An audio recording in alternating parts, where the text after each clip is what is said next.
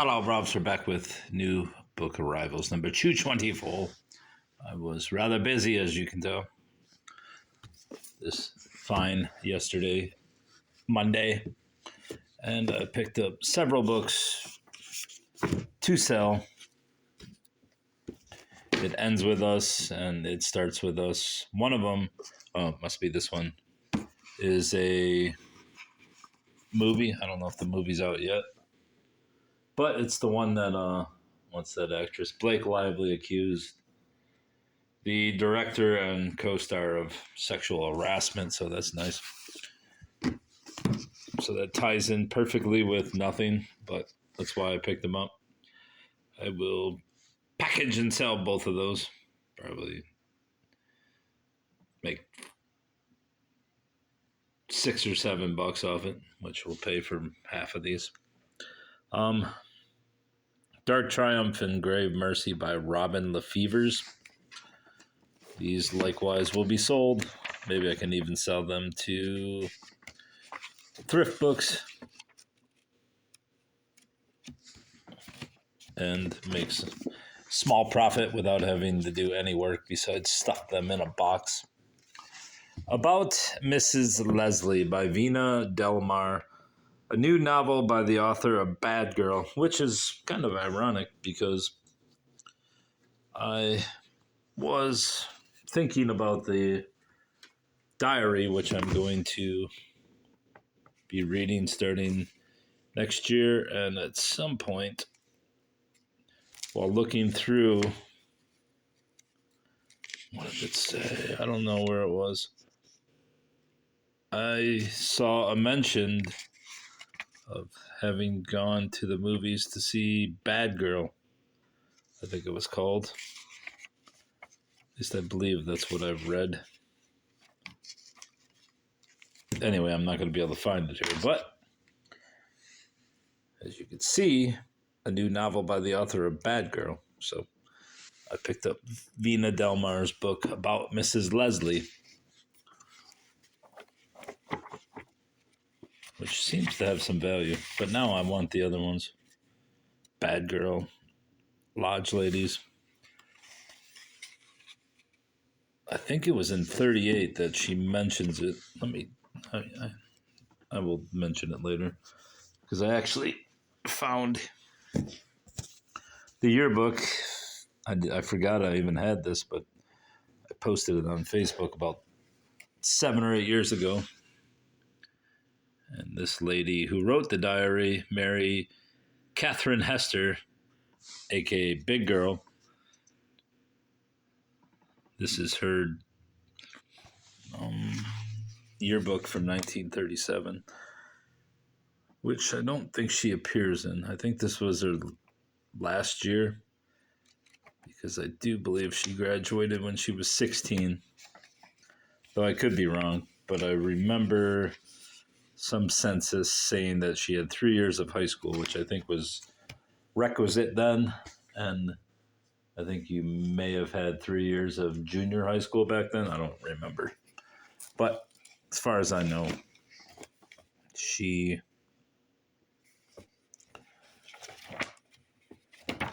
finished high school.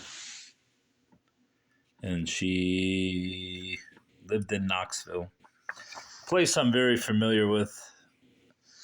I've spent a lot of time in Knoxville, not recently, but over the last decade and a half. I have spent a lot of time in Knoxville.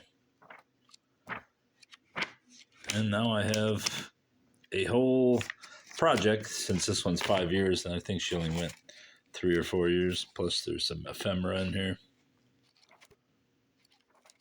So I'll be starting that on January 3rd. I thought it was going to be January 1st, but apparently the first page is missing, so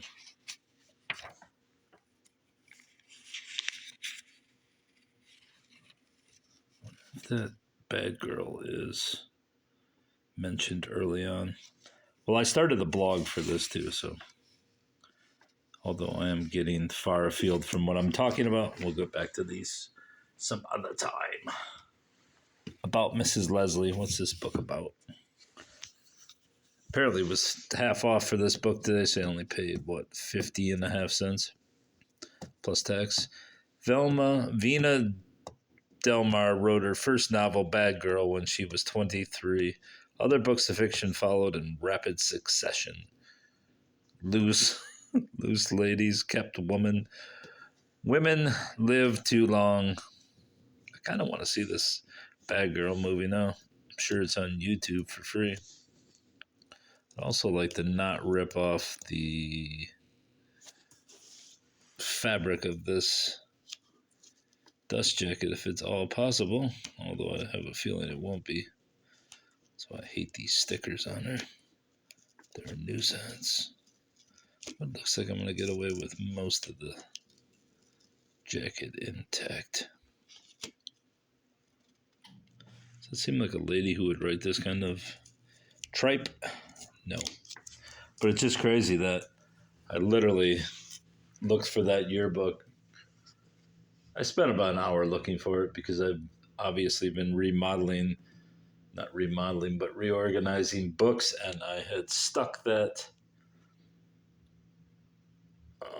yearbook in a box and brought it upstairs out of the basement because it was getting musty from the basement, which is not generally musty, but it does have dampness. So there you go.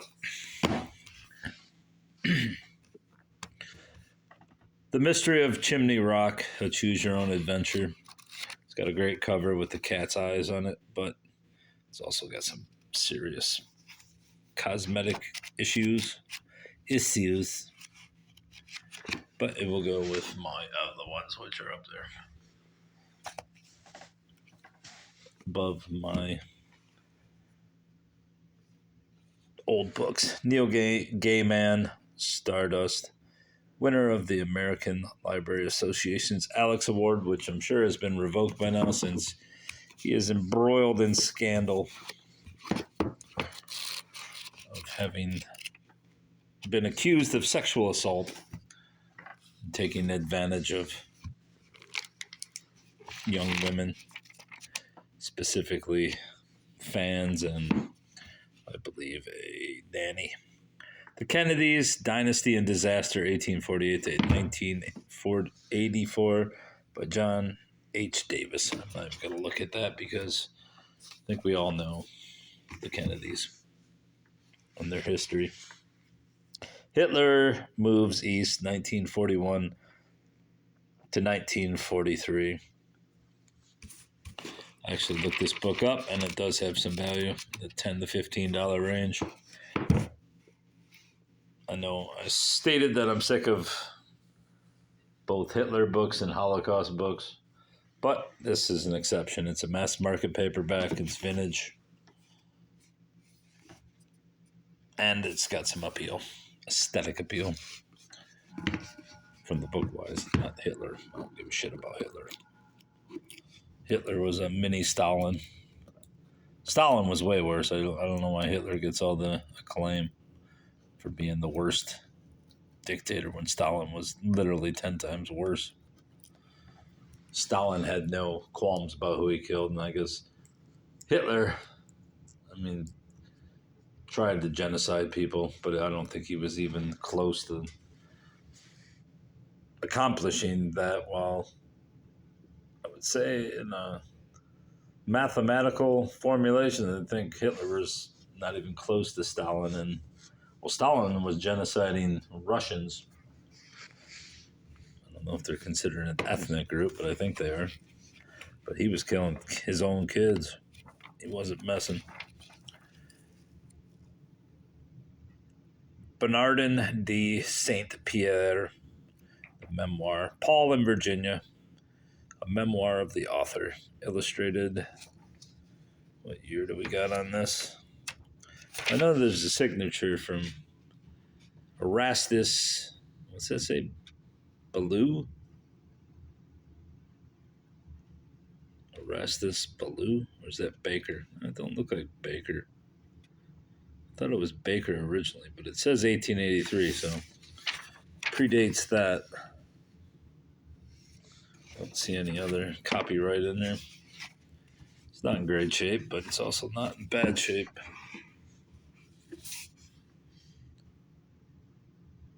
Paul and Virginia.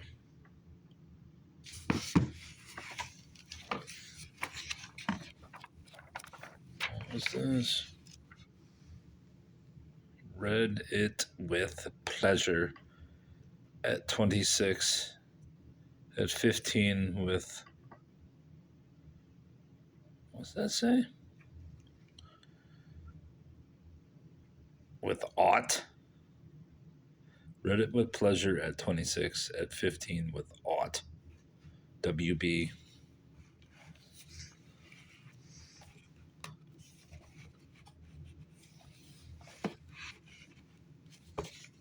So that means he read it with none when he was 15. I get it. He matured, and then he didn't have to read it at 26, but he reread it, and he was amazed by it. All right, cool. Child's History of England by Charles Dickens. I already have a copy of this. This is obviously a reading copy. If I ever choose to just read the book, it's falling apart, obviously. I have a rather nice copy of this same Alta edition. I mean, I couldn't pass it up for whatever it was, 99 cents. Even if the whole book falls apart, I could have this, both the title page and that, put them in a scrapbook, and it would still be worth 99 cents.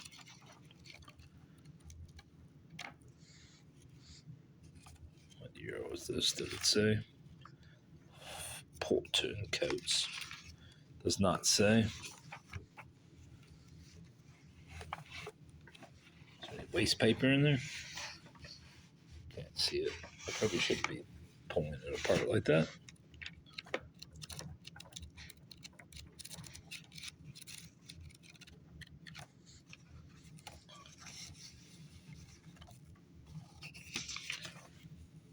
August 20th, or October 24th, 1890. What does that say?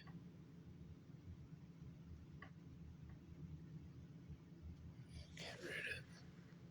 It says something. See it when you tilt it. Looks like...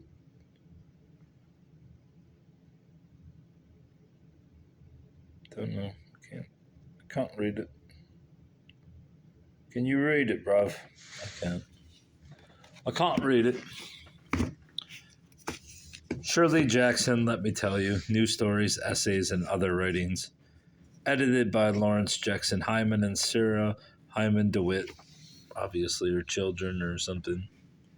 It's one of the most important American writers of the last 100 years. Since her death in 1965, her place in the landscape of 20th century fiction has grown only more exalted. So yeah, that's just resurface stuff.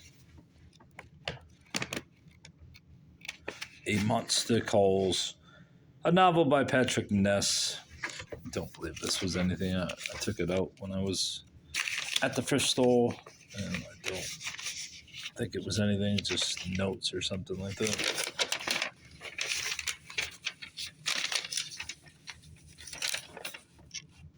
He heard vision to have her killed so that he did not have to marry him. He did not have to marry him. The prince. He plans to, from someone. I don't know what the hell this is. Chicken scratch. Is this like young adult or what? I don't know what it is. Age 12 and up. Riders on the Storm. This was a half off book, so 50 cents. Don't know if I have this. I think I have this in hardcover. I think it was Densmore wrote it. Yeah. Didn't even check to see if it was signed. Don't believe it is. I think it's been at that same thrift store for a month or two, and I was waiting to purchase it when it became half off. They usually have pink stickers, but I never seem to go there when they're pink, or I would own a lot more books from that place. Doesn't look like it has a signature, so just goes in my music section. This book's really interesting. The Whole Beast, Nose to Tail Eating. Introduction by Anthony Bourdain. Just the kind of cookbook I wish I had read as a child. Reading and dreaming of all these recipes makes me want to torch my own babbo for pretending to be a restaurant and moved to London to heed the master's call. Roast bone marrow and parsley salad. Anchovy, little gem, and tomato. Mussels, cucumber, and dill. Cucumber, mustard, and dill. Grilled Jerusalem. Chicken broth and wild garlic, pea and pig's ear soup. Pumpkin and bacon. I might make this. How the hell is that the whole beast, though? Dish suitable for a large autumnal gathering. One pumpkin will feed many. For preference, choose an organic one with a whitish green skin that feels very hard. They're often available from health food shops and some supermarkets. Put a good dose of olive oil in your pot and chop vegetables and cook, but do not brown. Does sound good, though. Pumpkin and bacon. Lastly, Brobs, we got The Minds of Billy Milligan, Daniel Keyes, author of Flowers for Algernon. I believe this is fiction, isn't it? I know I have this in mass market paperback.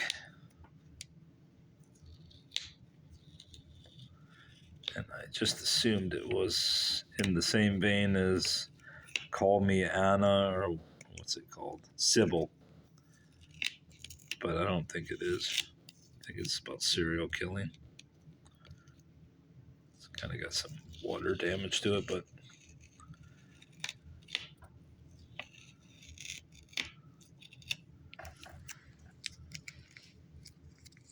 now these sons of bitches are all stuck to my fingers. Come on, let's get them out. I'll throw them into my receipt box, which I'm going to make into some paper at some point here. Oh, what's this? Got a bookmark. The little bookshop on the park. Is it Plymouth? Yes. Let's see what this bullshit's about. In October 1977, the Columbus, Ohio police arrested 22-year-old William Stanley Milligan, the Ohio State University campus rapist. The case appeared open and shut until one day the examining psychologist walked in and greeted Billy. "I'm not Billy," came the reply. "I'm David." Thus begins the unraveling of the complex, often shocking, and always moving true story of Billy Milligan, a tortured man who must live with 24 separate personalities contained with one body. Bullshit. Don't believe it, bruv.